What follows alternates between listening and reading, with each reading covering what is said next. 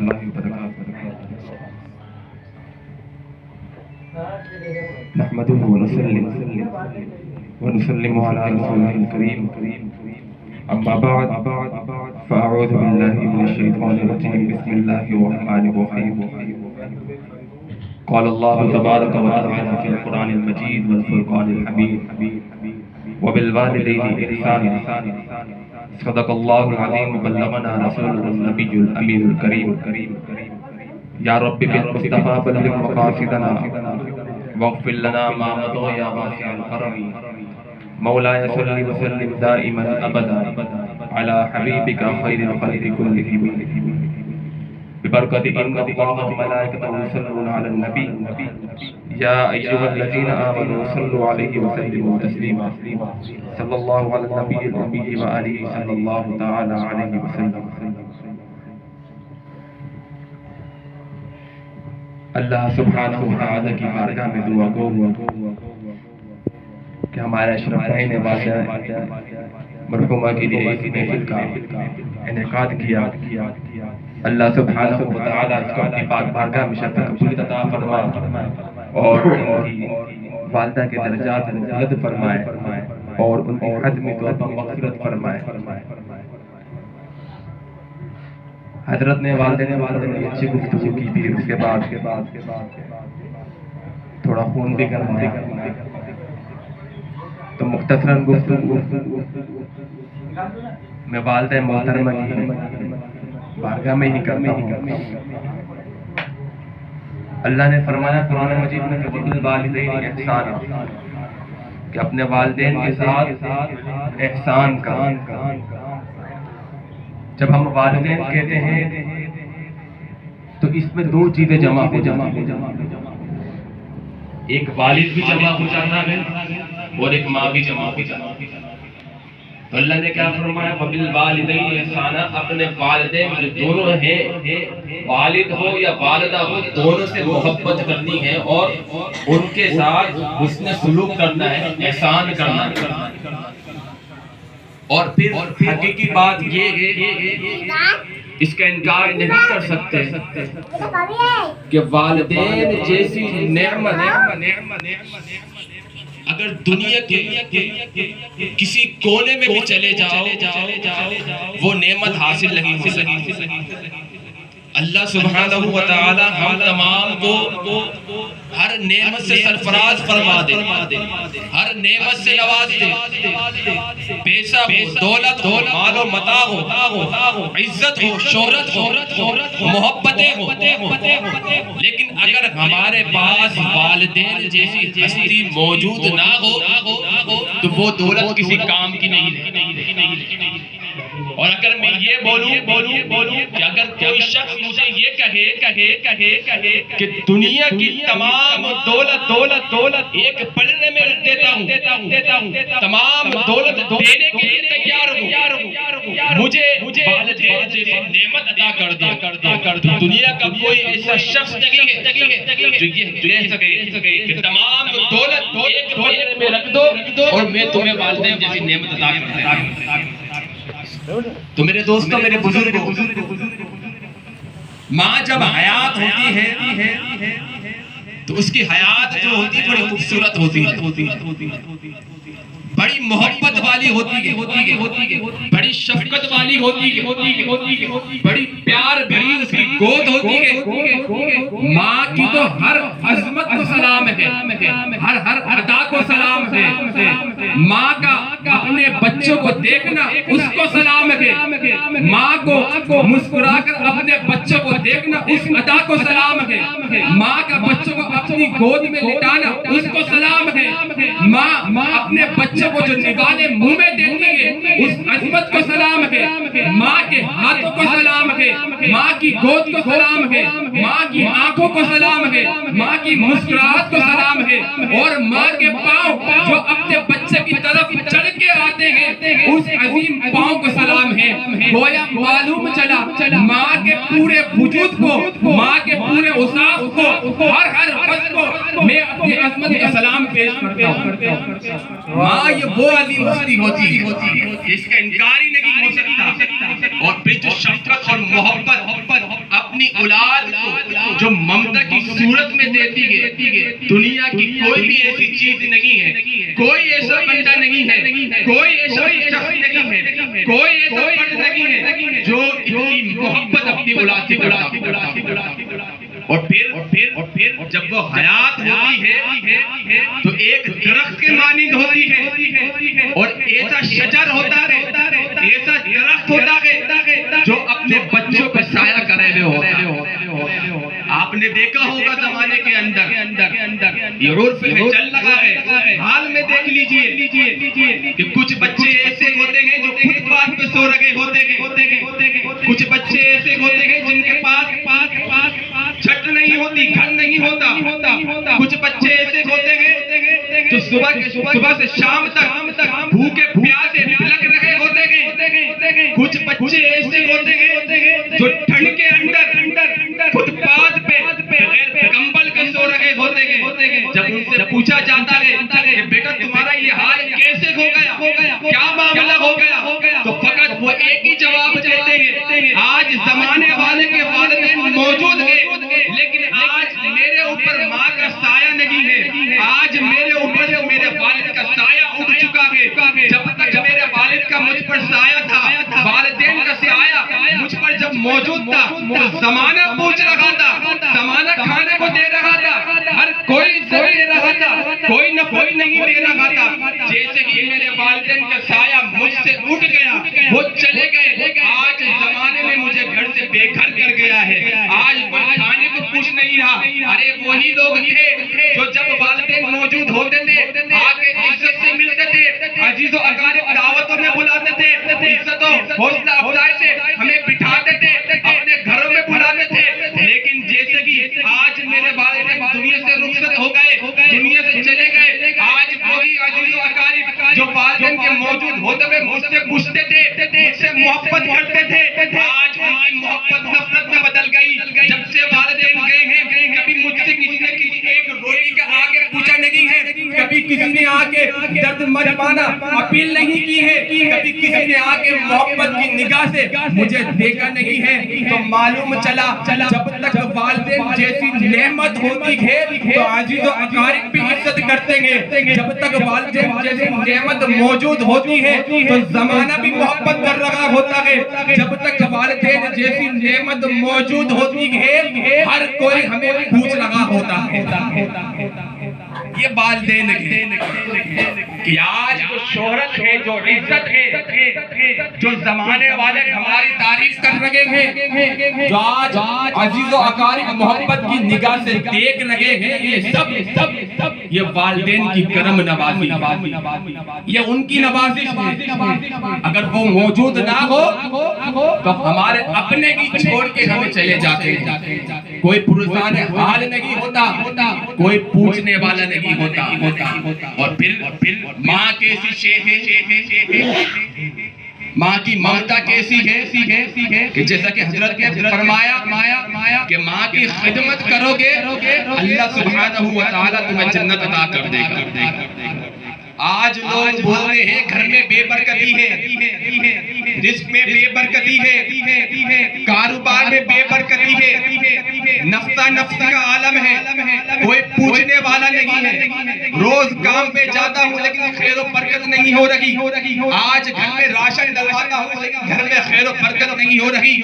ارے شخص کبھی اپنے اوپر نگاہ بھی ڈال, اگر تیرے گھر میں والدین جیسی نعمت موجود ہے ذرا ان کو ذرا مسکرا کر تو دیکھ لے, ان کی خدمت کر کے تو دیکھ لے, اللہ سبحانہ و تعالیٰ تیرے رزق حلال میں خیر و برکت بھی عطا فرما دے گا, تیرے کاروبار میں خیر و برکت بھی عطا فرما دے گا, تیرے اس آشیانے میں اپنی رحمتوں و برکتوں کا نزول بھی فرما دے گا. تو ماں باپ کی خدمت کر, اللہ سبحانہ و تعالیٰ تیری دنیا اور آخرت کو سنوار دے گا. یہ ماں کی خدمت ہے. نبی کریم علیہ السلام نے کیا فرمایا کہ جب ایک صحابی رسول مفہوم حدیث بیان کر رہا ہوں جہاد کے لیے آئے تو حضور نے فرمایا تمہارے والدین میں سے کوئی موجود ہے, آج ہم کہتے ہیں کہ اسلام کے نام پہ جہاد کرنا ہے, سب کو چھوڑ دو, ماں کو چھوڑ دو، باپ کو چھوڑ دو، آل و عیال کو چھوڑ دو، جا کے جہاد کرنا ہے۔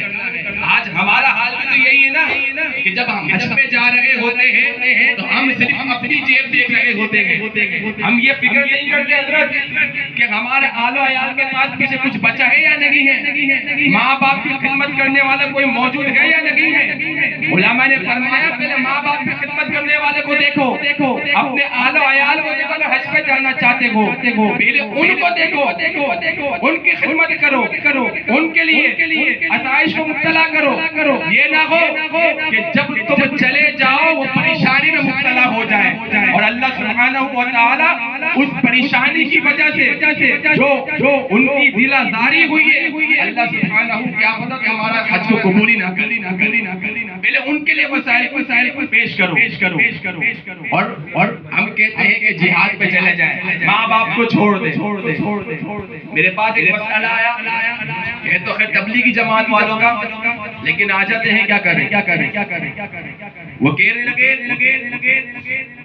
کہ میرا بیٹا شادی شدہ ہے، آج اس کی خوشخبری ہے، کوئی لے کے جانا والا موجود نہیں ہے، اور خود بھائی صاحب 40 دن سے چلے پہ گئے۔ کیا یہ شریعت کہتی ہے ہماری؟ یہ اسلام کہتا ہے کہ تبلیغ کے لیے چلے جاؤ، دین کے لیے چلے جاؤ، اور گھر میں کوئی مرد موجود نہ ہو؟ انہوں نے فرمایا کہ جو گلی والے بولے کہ بھاگے اس کی سوچے محترمہ، کہ یہ اسلام ہماری دعوت دیتا ہے۔ میں نے یہی کہا تھا کہ تبلیغی جماعت والوں کا اسلام میں یہ دعوت دیتا ہوگا، لیکن اللہ کا شکر ہے ہمارا سنی اسلام ایسا دعوت نہیں۔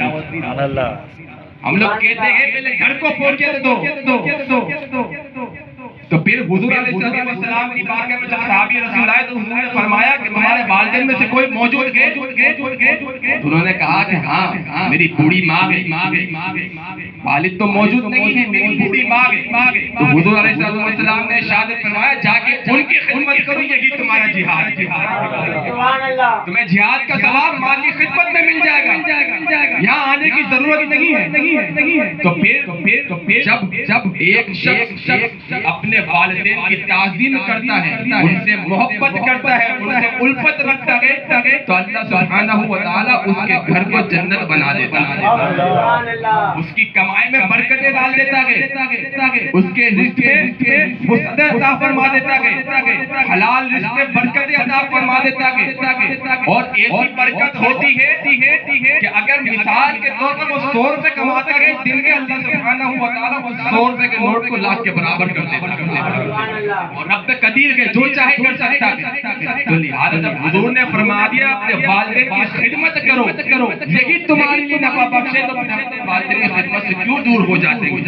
ہم یہ کیوں بھول جاتے ہیں کہ اللہ سبحانہ و تعالی نے آج ہمیں قابل کر دیا ہے کہ ہم اپنے پاؤں پہ چل لگے ہیں، آج دو پیسے کما رہے ہیں، یہ سب کرم نوازی کس کی ہے؟ اس مقام و مرتبے پہ پہنچانے والا کون ہے؟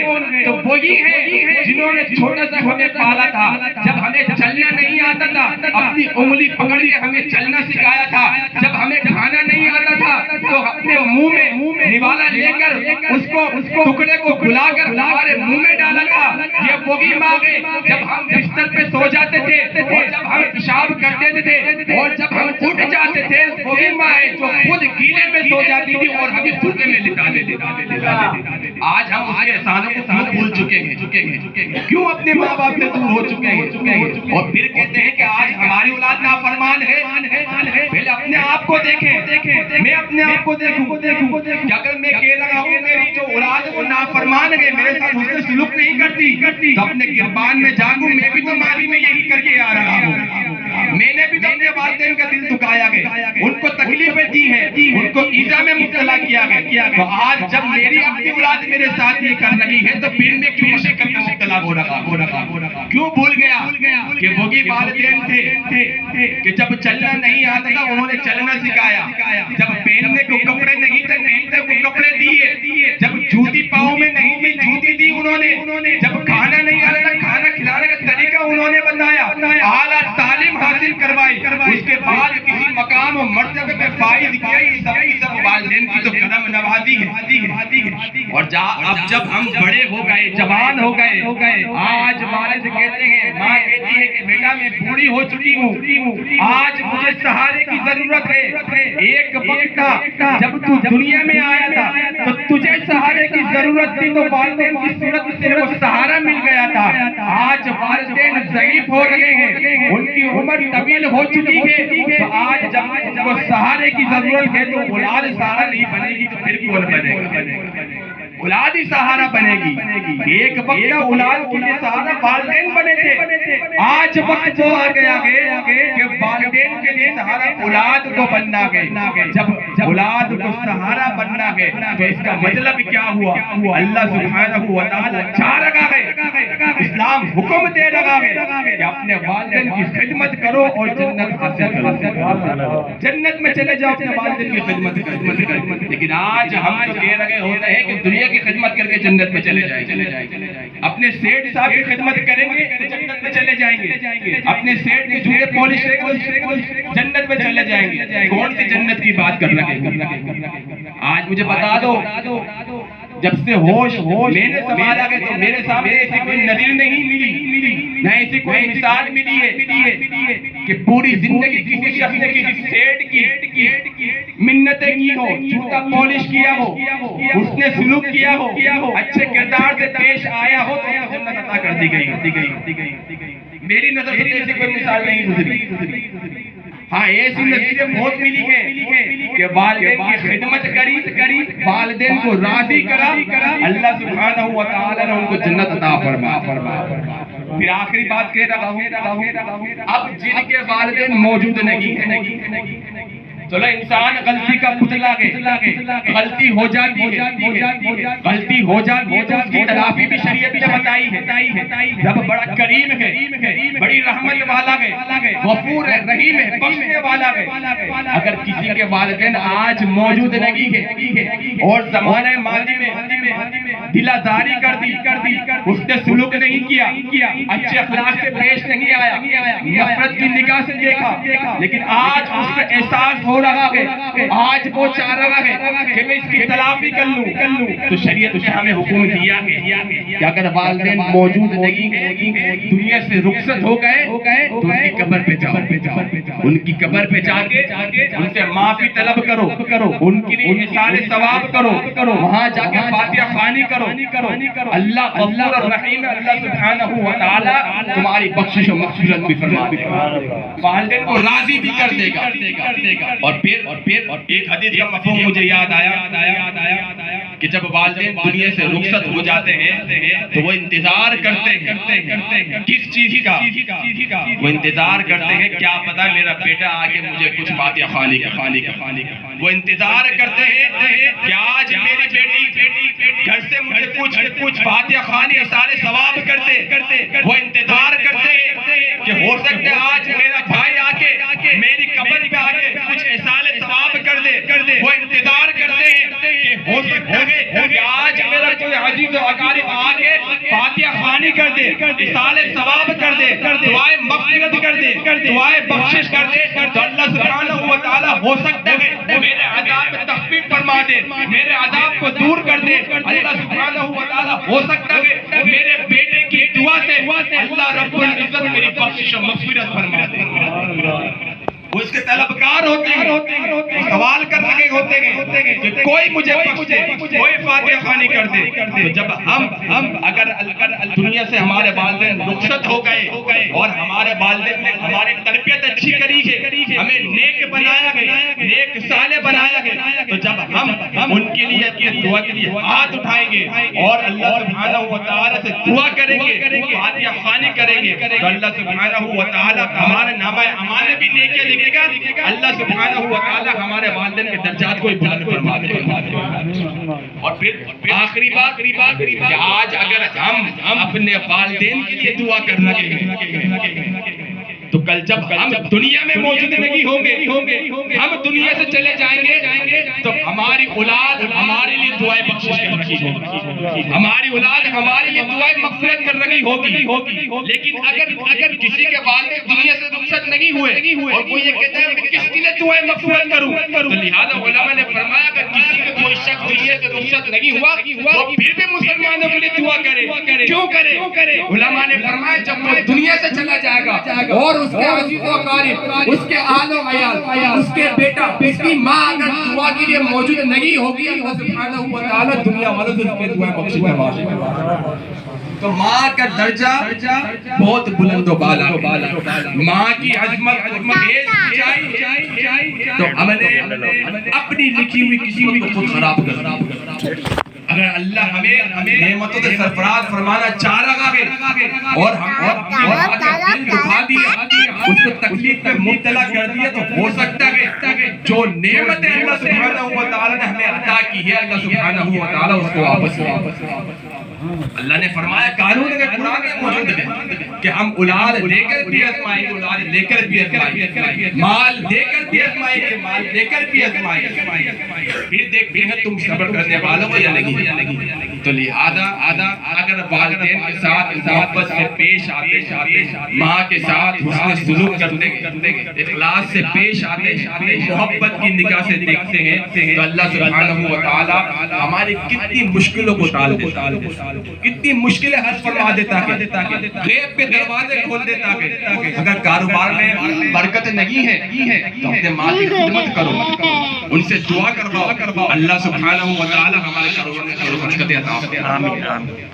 اور پھر اگر والدین نہیں ہے، دنیا سے رخصت ہو گئے، علماء نے فرمایا کم از کم جمعے والے دن اپنے والدین کی قبر پہ جایا، وہاں جا کے تھوڑی دیر بیٹھا کرو، ان سے گفتگو کرا کرو، ان کے لیے فاتحہ خوانی کرا کرو۔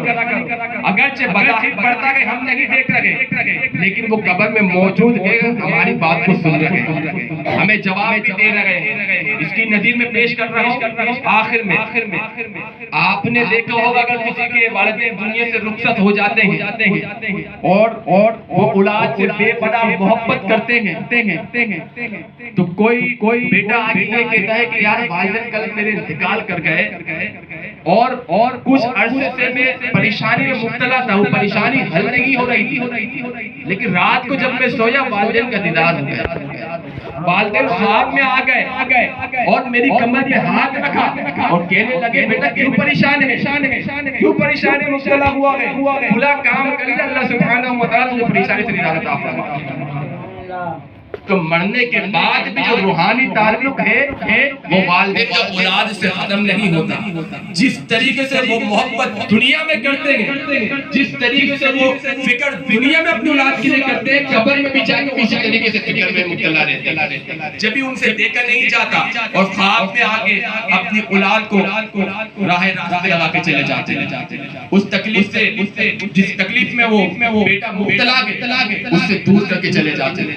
اللہ کی بات ہے، میں دعا کہ جو کچھ سنا اس پر عمل کرنے کی توفیق عطا فرمائے۔ دوران گفتگو اگر کوئی غلطی سرزد ہو گئی رحیم کریم سے معاف فرمائے۔